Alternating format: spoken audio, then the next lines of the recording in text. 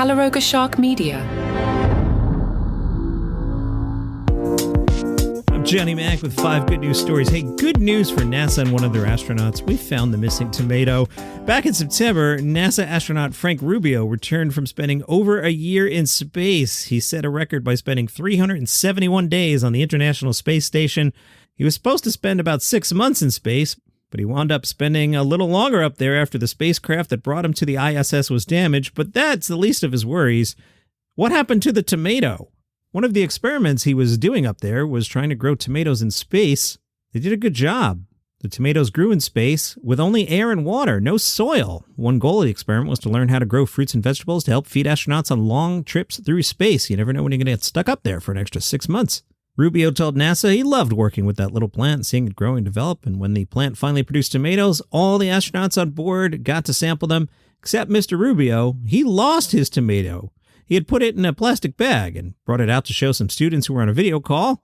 He thought he'd use Velcro to attach the bag to part of the space station, but when he came back, he found the bag was gone. Boy, that could get ugly in a space station. Did you steal my tomato? Other members of the crew enjoyed teasing Rubio about the missing tomato. They claimed that he ate it, but didn't want to admit it. It became a joke among the astronauts. He said he spent lots of hours looking for the tomato. I wanted to find it so I could prove I didn't eat the tomato. He eventually came to believe the tomato had dried out and someone else found it and threw it away. Rubio returned to Earth, no tomato. Rubio was asked, "Did you eat the tomato?" And he said, "I wish I had at this point because I think everybody thinks I did." Well, good news. A fellow astronaut has called down to Earth and said, "We found the tomato." Now, we still don't know where the tomato was found or what it looked like, but the tomato was found. Or was it? Or they just want to make him feel better. The Wall Street Journal wrote about the Delta 6. You know, sometimes you're at the airport and the airline is like, "Hey, anybody want to wait a little longer and grab a voucher?" Well, in this case, the voucher value climbed quickly. Once the voucher got to around $2,000, the group that would become the Delta 6 gathered by the gate agent to take the deal and work out logistics. The 6 of them, ages 26 to 47, realized they had a lot in common: a love for Jackson, Wyoming, and a good voucher offer. Also, a sudden need to fill time at the Atlanta airport. They now have a Delta 6 group chat where topics included how they spent their voucher money. One member made a final truck payment, another went to Santa Fe, another got a coat. Croft is one of the Delta 6 and said, "What really stood out to me is how quickly in a situation like this you can become connected to strangers.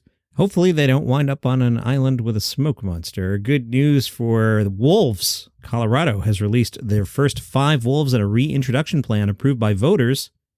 To the chagrin of ranchers, 5 wolves were released in a remote part of Colorado's Rocky Mountains to kick off a voter-approved reintroduction program.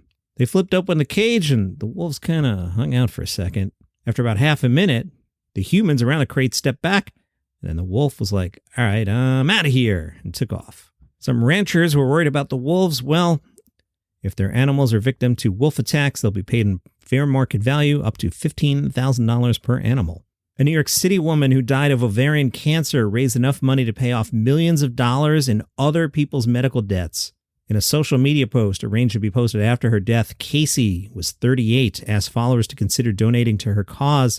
She said she planned to pay off other people's medical debt as a way of celebrating her own life. She wrote on social media, "If you're reading this, I've passed away. I've loved each and every one of you with my whole heart, and I promise you, I know how deeply I was loved. To celebrate my life, I've arranged to buy up others' medical debt and then destroy the debt." Wow, that's amazing. Thanks to Richard for sending this story over.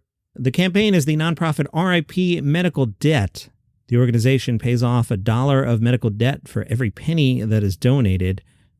The family has raised over $170,000, which has helped to erase up to $17 million in unpaid medical bills. Hey, remember Bat Kid from 10 years ago? Back in 2013, Miles was 5 years old. He transformed into Bat Kid as part of a memorable wish from Make-A-Wish, the nonprofit organization that grants dream-come-true wishes for children battling critical illnesses.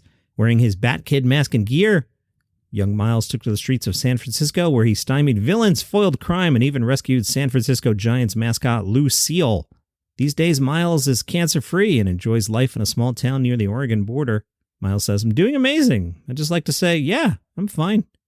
He's no longer dressing up as Bat Kid. He's got a football uniform, and instead of driving a Batmobile, he drives a tractor on the family farm. What happened to the Bat Kid outfit? On Halloween, Miles' brother wore it. That's your 5 good news stories for today. If you enjoy the program, tell a friend about it. They might like it too. Have a great day.